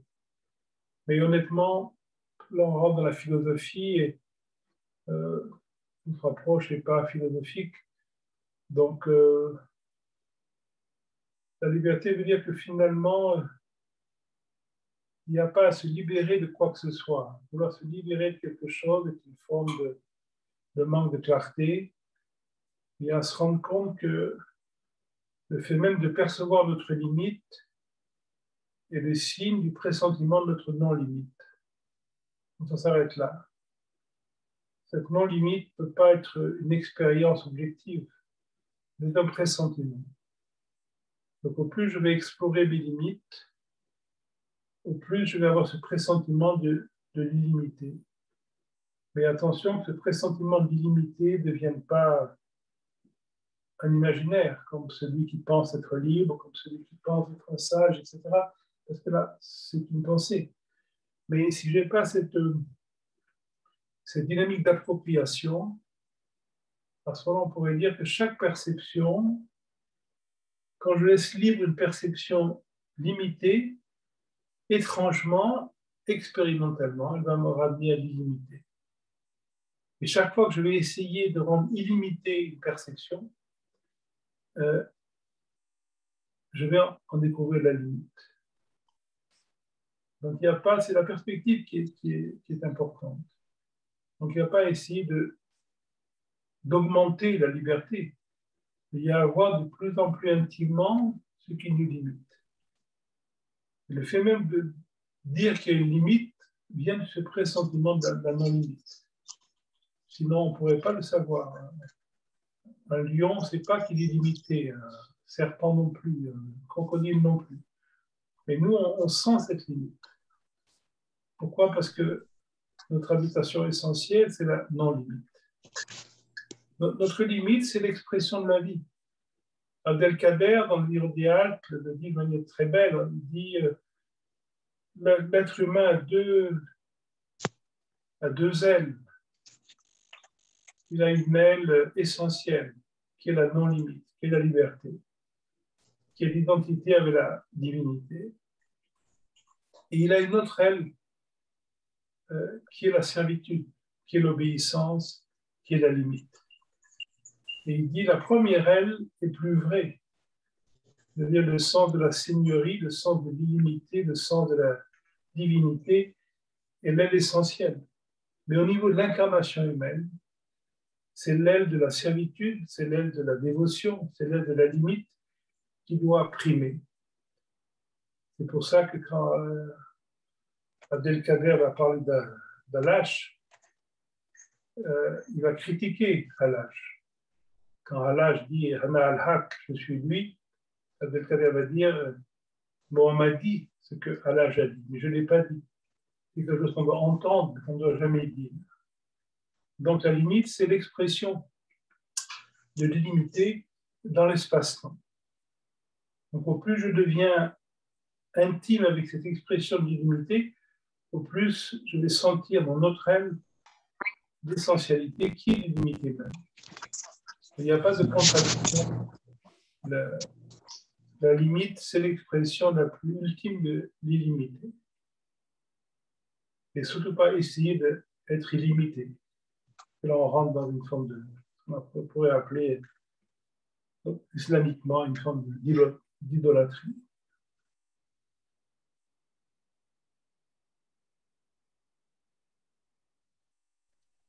Merci.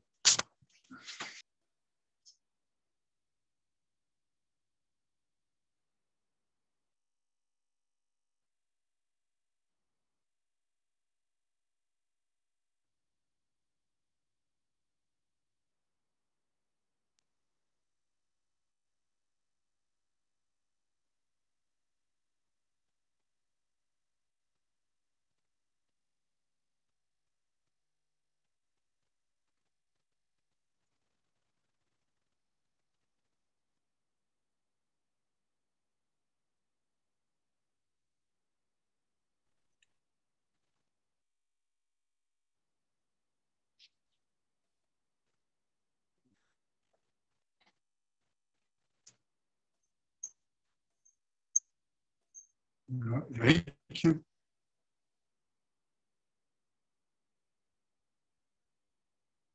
si je pose une question. En fait, à quoi on peut voir un acte spontané, une action directe, une action qu'on a réfléchi au départ, qu'on a programmé par rapport à l'exemple. Rendez-vous compte que la notion d'acte spontané et d'acte conditionné sont deux notions, parce qu'elles impliqueraient une personne qui puisse agir de manière libre de lui-même ou de manière conditionnée. Mais il n'y a pas de personne. Donc, depuis l'origine des trois mondes, il n'y a eu jamais aucun acte libre ni aucun acte conditionné, parce qu'il n'y a pas d'acte. C'est notre représentation cérébrale qui a décidé qu'une action commençait là, finissait là, et on a appelé ça un acte.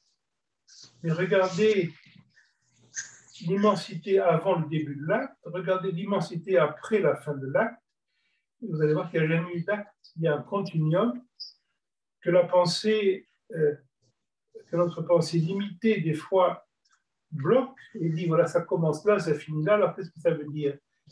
Mais ça ne veut rien dire. Il n'y a pas d'acte, parce qu'il n'y a pas d'acteur. Il n'y a jamais eu la place pour un acteur. Et s'il n'y a pas d'acteur, il n'y a pas d'acte. L'acteur, c'est une représentation. Il pleut, il n'y a personne qui pleut. Est-ce que la pluie est spontanée? Est-ce que la pluie est... Non, non, il n'y a personne qui pleut. Il n'y a personne qui neige, ça neige. Il n'y a personne qui pense, ça pense. Il n'y a personne qui marche, ça marche. Il n'y a personne qui bat, non, ça bat, le cœur bat. Il n'y a personne qui circule, non, le sang circule. Pourquoi créer une personnalité? Ne dites pas je circule, non, le sang circule. Ne dites pas je bats, non, le cœur bat. Et on ne dit pas je marche, non, ça marche. Ne dites pas je pense, non, ça pense. Vous n'êtes pas responsable de vos pensées. Vous voyez ça à la télévision, vous pensez ça. Vous voyez ça, vous pensez ça. Vous prenez du LSD, vous pensez autre chose. On viole votre femme de vous pensez autre chose. On vous montre un coucher de soleil, vous pensez autre chose. Vous n'êtes pas responsable de vos pensées. Vos pensées, c'est comme le battement du cœur. Ça bat, ça pense. Il n'y a pas de penseur. Donc arrêtez de penser qu'il puisse y avoir une pensée spontanée qui vient du bon Dieu et une pensée conditionnée qui vient de la personne. Il n'y a pas de personne, il n'y a pas de bon Dieu. Ces choses-là sont des représentations allégoriques, poétiques. Un poète peut le dire. Ça n'a pas une valeur pédagogique. Un enfant pourrait dire, mais regarde, là, tu as agi, tu as réagi. D'accord. Mais c'est pour les enfants. Ce qui est là est impensable. Il n'y a pas d'acteur, il n'y a pas d'acte. Tout va bien. Il n'y a pas à essayer de changer l'un pour l'autre. On est de plus en plus intime avec ce qui se passe et vous allez voir que vous êtes agi, vous n'agissez pas. Vous êtes pensé, vous ne pensez pas. Le penseur, c'est une pensée. Il y a la pensée table, puis il y a la pensée penseur. Voilà. Vous ne prenez pas pour une table, vous ne prenez pas pour un penseur. C'est deux pareils. La pensée penseur, la pensée table, c'est deux pensées. S'il n'y a pas de penseur, il n'y a pas de pensée. S'il n'y a pas de pensée, il n'y a pas de pensée spontanée ou conditionnée. Les représentations pédagogiques, ça peut avoir une valeur en psychologie dans certains cas, mais ça fait partie du monde imaginaire.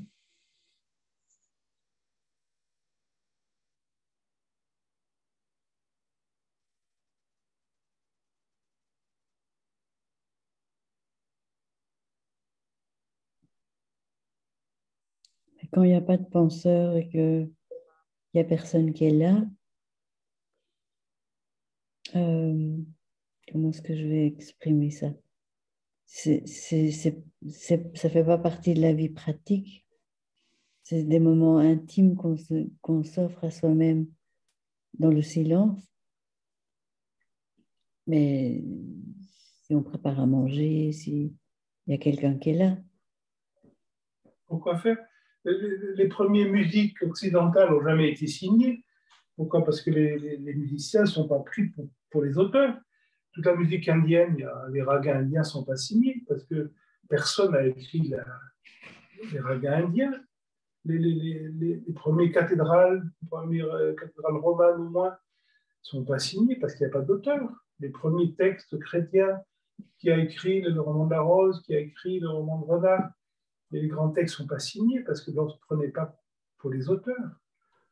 Il n'y a pas de danseur, il y a danse, il n'y a pas de musique, il n'y a pas de musicien, il y a de musique. La non-appropriation n'empêche pas l'action. Mozart a entendu les symphonies en un instant, Bach aussi. Ils ne sont pas l'auteur. Ils ont écrit ce qu'ils ont entendu, mais ils n'ont pas créé ce qu'ils ont entendu. Au contraire, toute la création n'est possible que quand dans un moment de cette humilité. C'est la non-appropriation qui permet justement l'ouverture à l'inconnu. Tant qu'il y a un acteur, il y a répétition. C'est pour ça que d'ailleurs, quand vous étudiez la musique ou la peinture, chez Bach et c'est Mozart, il y a des morceaux de musique qui ont été commandés et qui contiennent toute la facture, leur extraordinaire qualité technique. Et il y a des morceaux qu'ils ont dit avoir été entendus en un seul instant, c'est tout à fait à un autre niveau. Il y a la même qualité technique, mais l'inspiration est différente. Donc, au contraire, c'est l'absence de la personne qui permet la vraie action, qui permet l'action. Alors, tout à l'heure, on dit que ça n'existait pas, mais on en dit autrement, parce que c'est vrai aussi. La véritable action vient uniquement quand il n'y a pas l'imaginaire de l'acteur. C'est qu'un imaginaire, les états d'imaginaire. Et on peut l'entendre musicalement, on peut le voir visuellement. Quand un danseur saute sans la personne, ça se voit visuellement. Il y a des peintures, on sent qu'il n'y a pas de peintre. Dans la même période, il y a eu un peintre des fois. Ça se voit si on a des yeux, si on a des oreilles.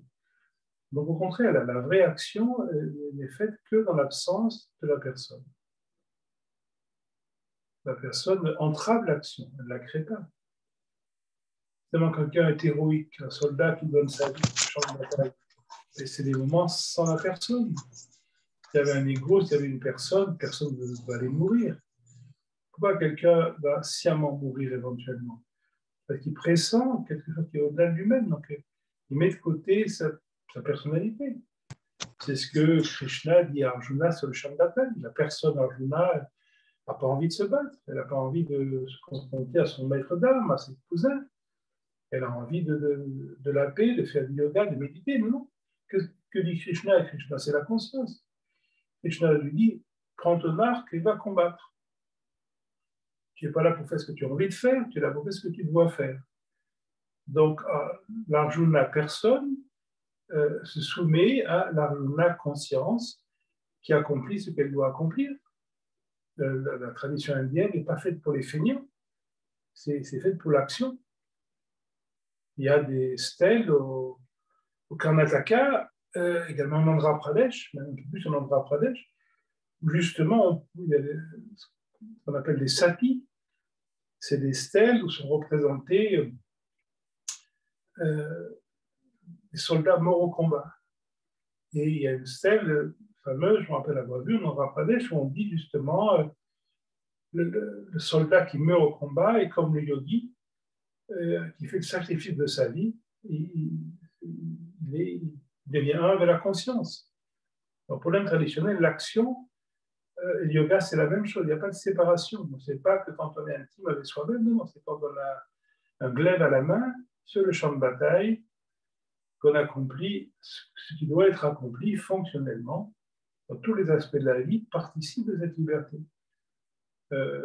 Croyez pas que c'est pour les gens spirituels. Il n'y a pas de gens spirituels. Il n'y a que la vie.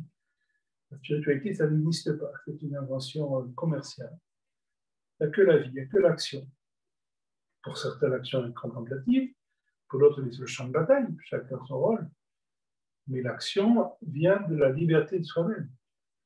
Relisez la Gita, c'était un texte exceptionnel. Ce n'est pas pour rien que Shankara ou Kaviraj Gupta l'ont commenté. Le Krishna personne se soumet au Krishna conscience. Et le Krishna conscience est qu'action. Un kshatriya, il doit se battre, il se bat. Il ne va pas faire du yoga ou faire de la méditation. L'action est une expression directe de la liberté de soi-même. Cette liberté n'empêche aucunement l'action, au contraire.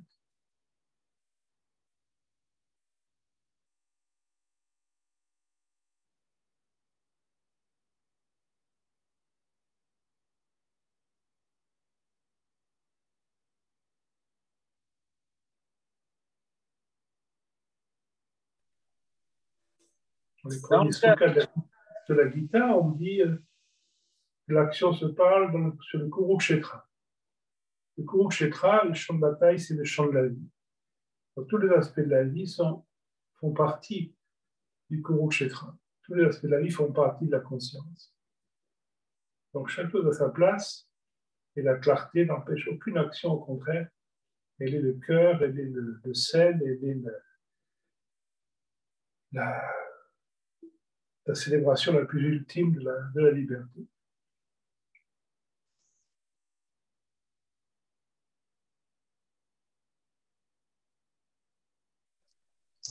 Donc, nous sommes dans un champ de bataille dans notre vie.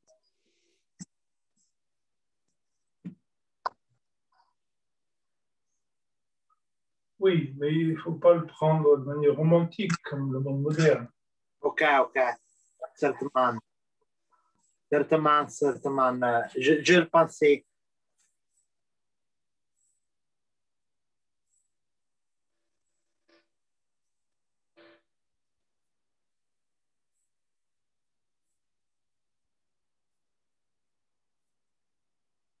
C'est le champ de bataille où se révèle la totalité de la conscience. Ah, ok. C'est le champ de bataille où s'incarne Krishna en tant que conscience ultime. Le champ de bataille, c'est le cœur. Le cœur. Le cœur. Il n'y a pas d'autre cœur que ce champ de bataille. Okay. Donc, écoutez le cœur. Écoutez. Merci à vous.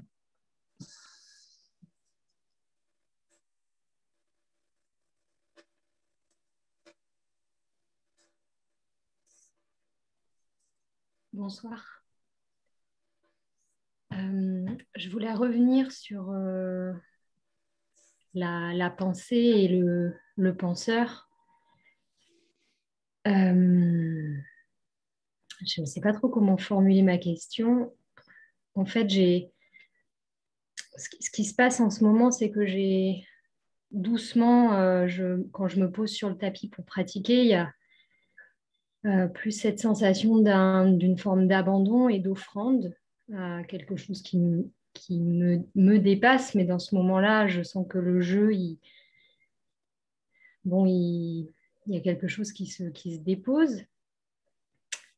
Donc là, il y a cette sensation-là, mais je ne m'étais jamais posé la question par rapport à la pensée. J'avais tendance à me dire, parce qu'en fait, quand je suis sur le tapis, il y a peu de pensée, c'est la sensation du corps, d'abord de moi, et puis après de ce moi qui est contracté, il se détend. Mais dans la pensée, et pour moi, c'était moi en tant que penseuse. Et bon, je ne sais pas, peut-être j'aurais peut-être besoin de vous réentendre à ce sujet pour m'aider à explorer peut-être de manière du coup tactile ce mécanisme penseur-pensée, chose que je ne fais pas en fait.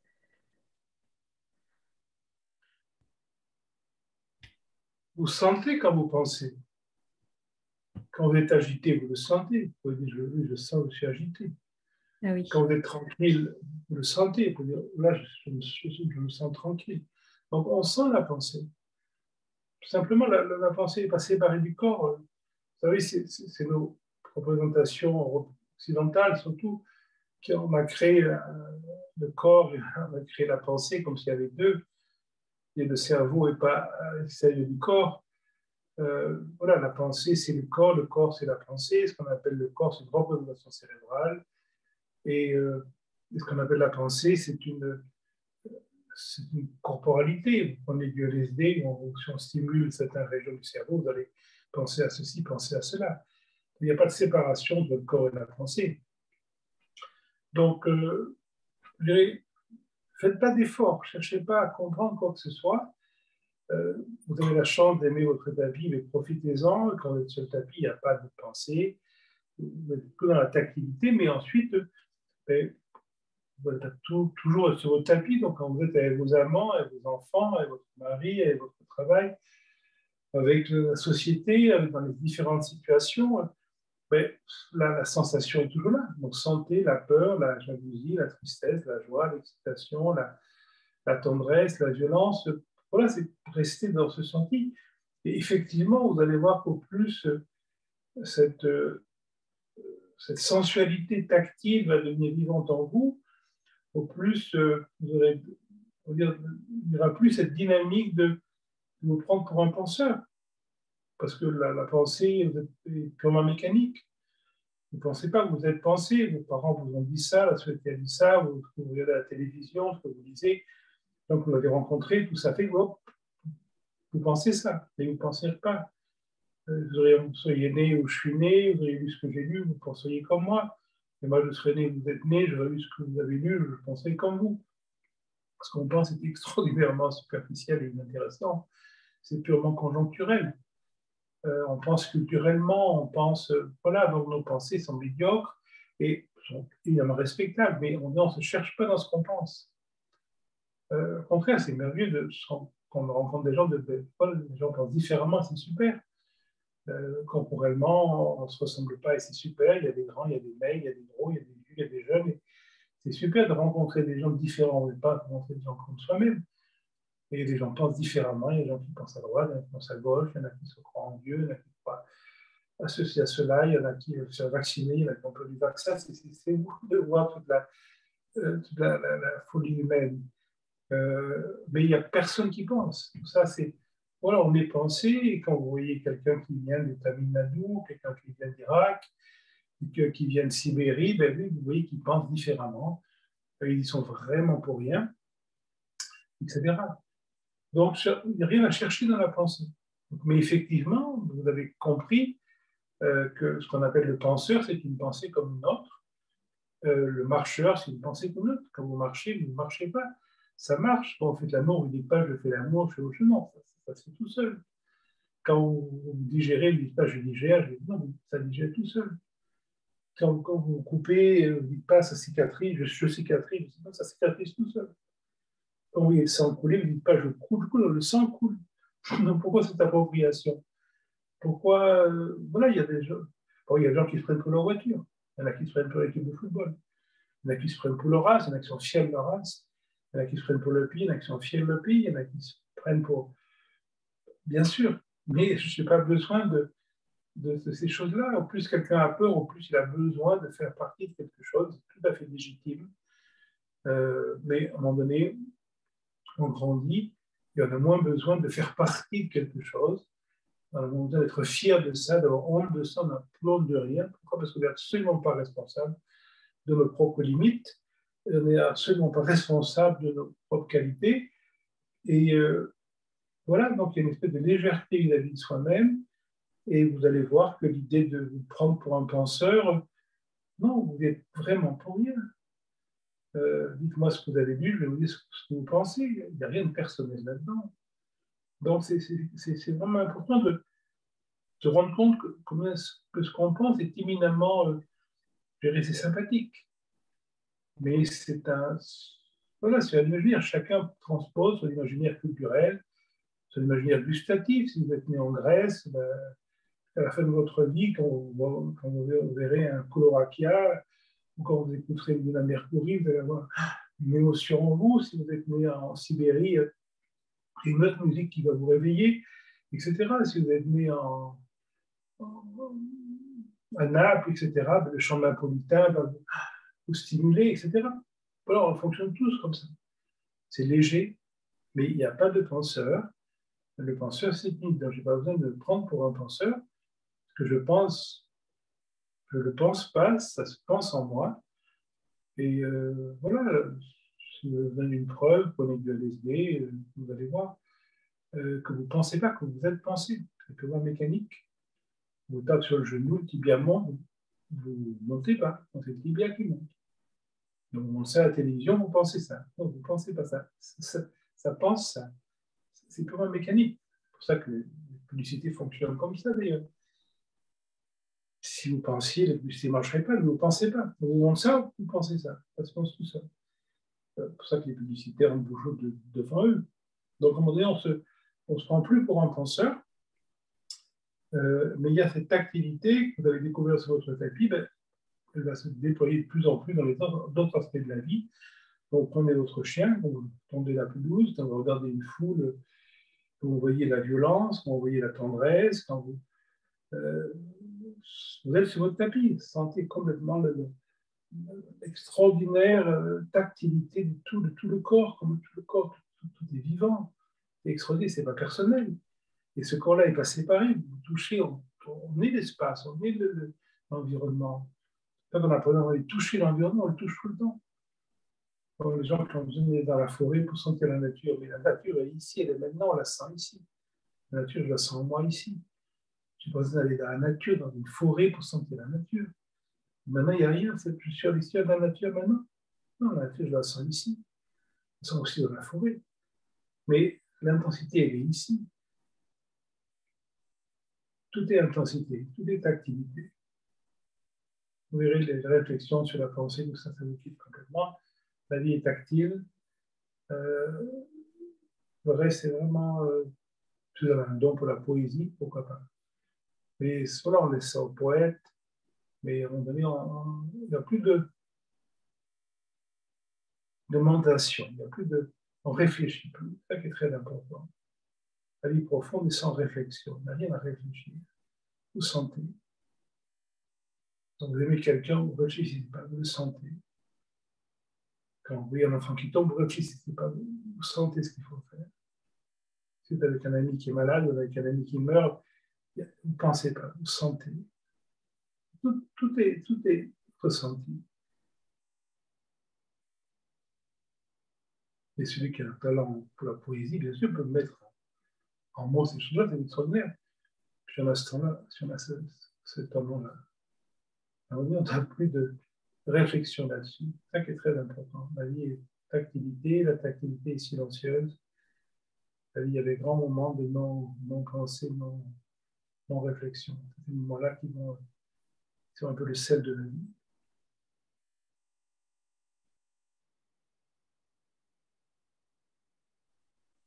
Oui, c'est la sensibilité à la pensée, en fait, qui, du coup, m'est complexe, enfin, pour l'instant, en tout cas, dans la façon dont j'explore. Mais je vous remercie pour la réponse. Explorer, ce n'est pas quelque chose à réaliser. On ne vous demande pas de sentir, il n'y a rien à sentir, sauf ce que vous sentez. Vous soyez simplement, humblement, de plus en plus intime avec votre... c'est vraiment sensuel, c'est vraiment tactile. Sentez comment ça se passe pour vous. Toutes les situations de la vie. Vraiment sentir. Et au plus vous allez sentir, au plus le mécanisme de réfléchir, une forme de pathologie, si on regarde bien. La réflexion va vous quitter.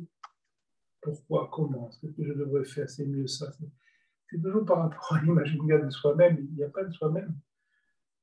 Tous les sujets de réflexion sont qu'est-ce qui est mieux pour moi? C'est mieux ça ou non? Je dois coucher avec quelqu'un ou non? Je dois quitter quelqu'un ou non? Je dois acheter une maison ou non? Je change de voiture, je change de régime, je change de bourreau, je change de pays, je dois prendre le sens, je dois partir en Inde, je dois acheter un chien, je dois tout ça pourquoi? Je dois pour moi. Qu'est-ce qui est mieux pour moi? Mais il n'y a pas de moi.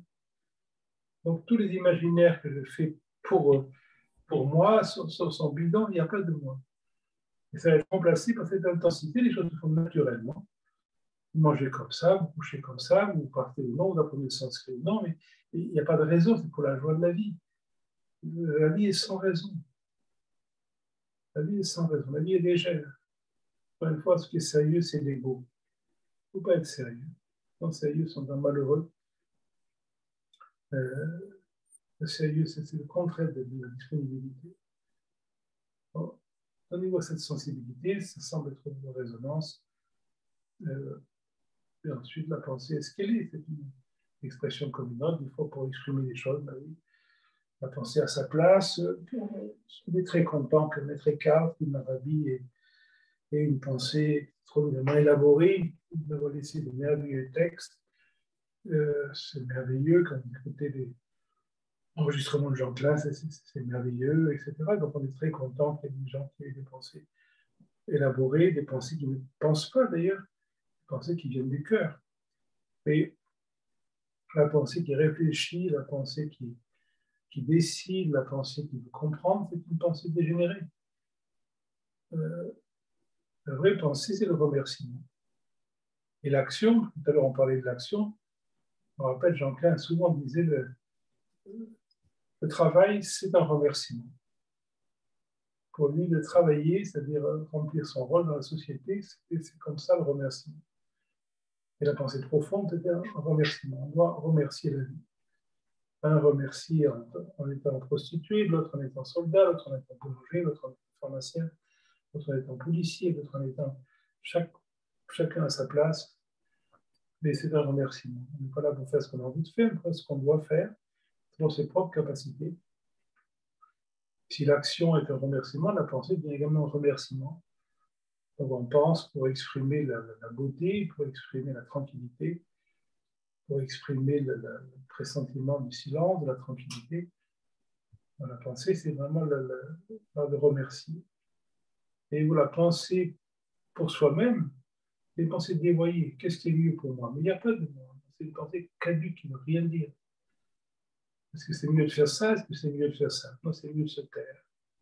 Et dans ce silence, de laisser s'accomplir ce qui est inévitable. Merci d'être venu.